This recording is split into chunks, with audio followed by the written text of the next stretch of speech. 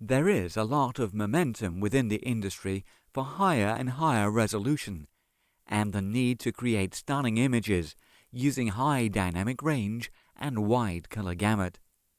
Telestream has introduced a range of tools to simplify monitoring of HDR within PRISM, the latest generation of waveform monitor for hybrid media applications for SDI and IP monitoring of video and audio signals.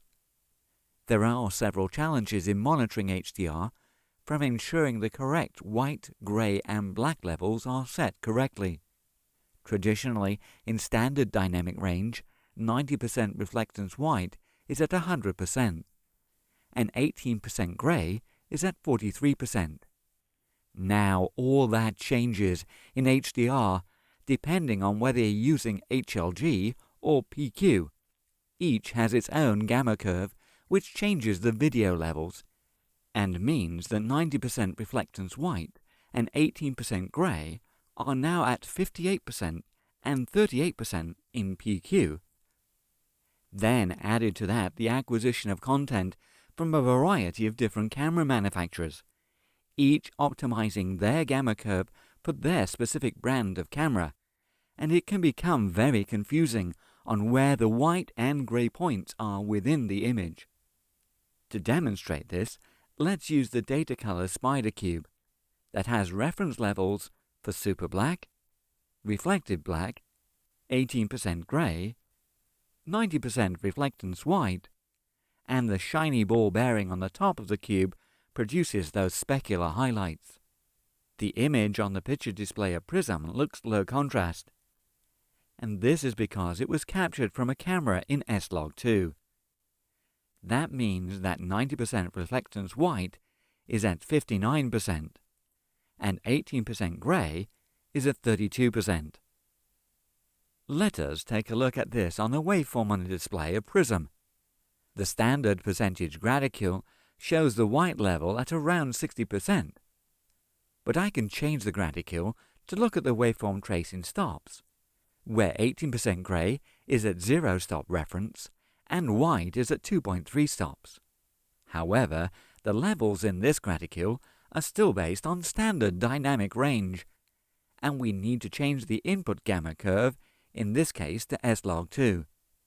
We can do this in the Settings menu for one of the 6 virtual inputs, and by changing the gamma curve to S-Log2, automatically the waveform graticule changes to the appropriate levels for this input gamma. Now I can see that 90% reflectance white is at 2.3 stops, and the 18% gray is at 0 stops. So I can make sure the levels are set correctly for the acquisition of this material from the camera. To assist the user in checking the look of the image, the user can simply apply an internal lookup table in PRISM to make the conversion to standard dynamic range 709, so that they can visually check within the picture display or within the waveform display what the image would look like in a traditional SDR 709 gamma. The user can configure multiple virtual inputs within PRISM to use a variety of gamma functions available from camera log, such as S-Log2 or log-C, to high dynamic range gamma functions of HLG and PQ. We can then save these various configurations as presets for easy recall later. Now we want to convert this camera log footage to HDR by either using the color correction controls of lift, gamma, and gain, or by applying a lookup table within our color correction application. And now I want to change the scale to be in nits. So I'll make that change within the waveform display. For HLG 1000, I would want the 90% reflectance white to be at 73%, and the 18% gray to be at 38%, based on the ITU 2100 standard. So let's make those adjustments to our camera raw footage, and make sure that the specular highlights are limited to 1000 nits at 100%. Again, we can change the picture display of this HDL input gamma to SDR 709 to provide a representation of the image within the SDR display of PRISM. Similarly, if we wanted to produce this content in PQ, then we would change the input gamma appropriately and make similar adjustments to get the white at 58% and the 18% grey is coincidentally at 38%. We would also make adjustments of the specular highlights to keep them within a specified range, such as 1000 nits for the delivery of content.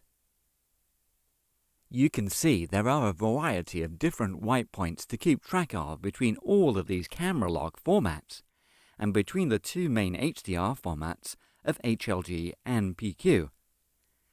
And it is challenging to make sure you have the correct levels adjusted. So Telestream developed a new stop display to simplify the process in this new workflow of HDR for PRISM. A traditional waveform display is a linear representation of the light level, including the 709 gamma for the signal from black to white. The stop display provides a linear power log representation of the trace, based on the light level.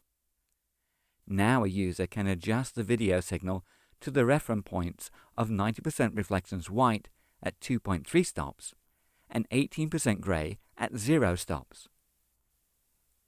So when producing a live event, for instance, you can use the white lines of the pitch for the reference white point and the green grass at the 18% grey point to make adjustments of each camera, whether you're requiring the footage in a camera log such as S-Log3 and then monitoring the output of the program in HDR hybrid log gamma.